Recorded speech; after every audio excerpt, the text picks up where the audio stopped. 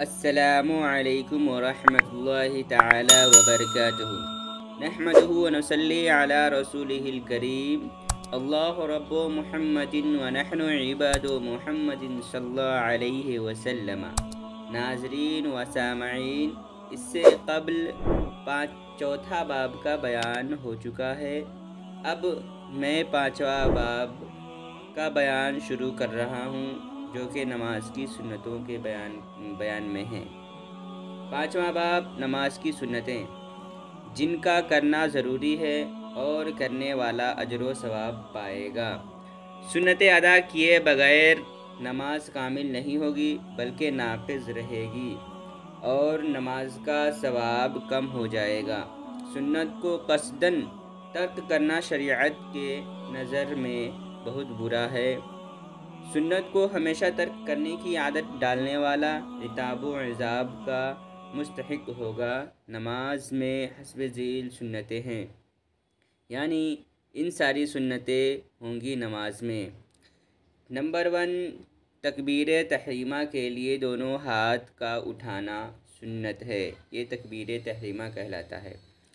Number 2، تکبیر سے پہلے کان تک ہاتھ کا اٹھانا۔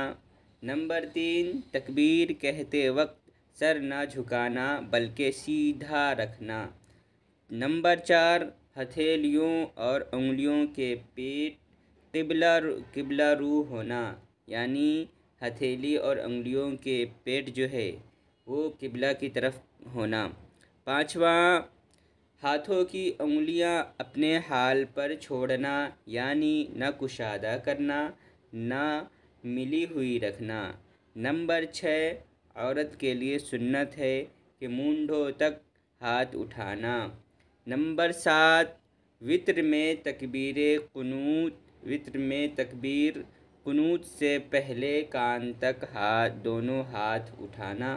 نمبر 8، عیدین میں تکبیرات زائد سے پہلے کان تک دونوں ہاتھ اٹھانا۔ نمبر 9، ہر تکبیر میں لفظ اللہ اکبر را کو جزم پڑھنا۔ نمبر 10، ہر تکبیر انتقال کے وقت ایک فعل سے دوسرے فصل کو جانے کی ابتدا کے ساتھ ہی لفظ اللہ کا الف شروع کرے اور فعل کے ختم ہونے کے ساتھ ہی لفظ اکبر کا را ختم کرے۔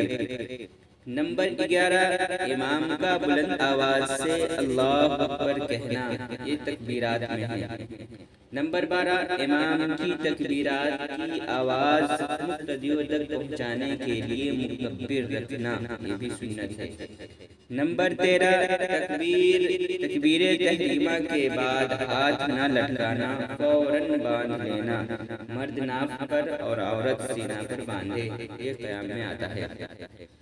نمبر 14، قیام میں دونوں پاؤں کے پنجوں کے درمیان 4 انگلی کا فاصلہ رکھنا۔ نمبر 15، قیام میں تھوڑی دیر ایک پاؤں پر زور یعنی وزن دینا، پھر تھوڑی دیر دوسرے پاؤں پر زور دینا، یعنی دوسرے پاؤں پر وزن رکھنا۔ نمبر 16، ثنا اور تعوذ اور تسمیہ پڑھنا اور ان سب کو آہستہ آواز سے پڑھنا، یہ قرات میں آتا ہے۔ نمبر 17، پہلے ثنا پڑھے، بعد میں تعوذ اور اس کے بعد تسمیہ پڑھنا، اور ہر ایک کا ایک کے بعد دوسرے کو فوراً پڑھنا اور وقفہ نہ کرنا۔ نمبر 18، عیدین کی تکبیر تحریمہ کے بعد ثنا پڑھنا اور تکبیرات و واجبات کے بعد یعنی چوتھی تکبیر کے بعد تعوذ اور تسمیہ پڑھنا۔ نمبر 19، سورہ فاتحہ کے ختم ہونے پر آمین کہنا اور آمین کو آہستہ آواز سے کہنا۔ نمبر 20، پہلی رکعت کے بعد ہر رکعت کے شروع میں تسمیہ پڑھنا۔ نمبر 21، رکوع میں جانے کے لیے اللہ اکبر کہنا، یہ رکوع میں آتا ہے۔ نمبر 22، رکوع میں کم از کم 3 مرتبہ سبحان اللہ العظیم کہنا۔ نمبر 23، مرد رکوع میں گھٹنوں کو ہاتھ سے پکڑے اور ہاتھ کی انگلیاں خوب کھلی رکھے۔ نمبر 24، عورت رکوع میں گھٹنوں پر صرف ہاتھ رکھے اور گھٹنوں کو پکڑے نہیں، نیز ہاتھ کی انگلیاں کشادہ نہ کرے بلکہ ملی ہوئی رکھے۔ نمبر 25، مرد رکوع میں خوب جھکے کہ اس کی پیٹھ سیدھی بچھ جائے۔ نمبر 26، عورت کو رکوع میں صرف اتنا جھکے کہ ہاتھ گھٹنوں تک پہنچ جائے۔ نمبر 27، مرد رکوع میں نہ سر جھکائے نہ اونچا رکھے بلکہ پیٹھ کے برابر محاذ میں رکھے۔ 28، عورت رکوع میں سر پیٹھ کے محاذ سے اونچا رکھے۔ نمبر 29، مرد رکوع میں اپنی ٹانگیں مطلق نہ بچھائے بلکہ بالکل سیدھی رکھے۔ نمبر 30، عورت رکوع میں ٹانگیں جھکی ہوئی رکھے، مرد کی طرح سیدھی نہ رکھے۔ نمبر 31، امام کا رکوع سے کھڑے ہونے کے لیے سمع اللہ لمن حمیدہ کہنا بلند آواز سے۔ نمبر 32، مقتدی کا رکوع سے کھڑے ہونے کے لیے اللہم ربنا ولک الحمد کہنا۔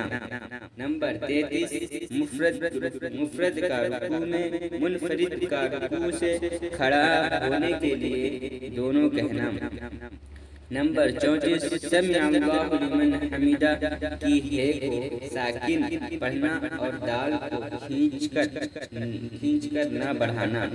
نمبر 35، سمع اللہ لمن حمیدہ کی سین کو رکوع سے سر اٹھانے کے ساتھ اور حمدہ کی ہے کو سیدھا کھڑا ہونے کے ساتھ ختم کرنا۔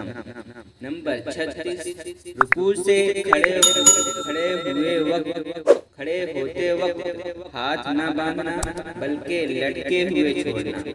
نمبر 37، سجدہ میں جانے کے لیے اور سجدہ سے اٹھنے کے لیے اللہ اکبر کہنا۔ نمبر 38، رکوع کے بعد قوما سے سجدہ میں جاتے وقت زمین پر پہلے دونوں گھٹنے رکھنا، پھر دونوں ہاتھ رکھنا، پھر ناک اور پھر پیشانی رکھنا۔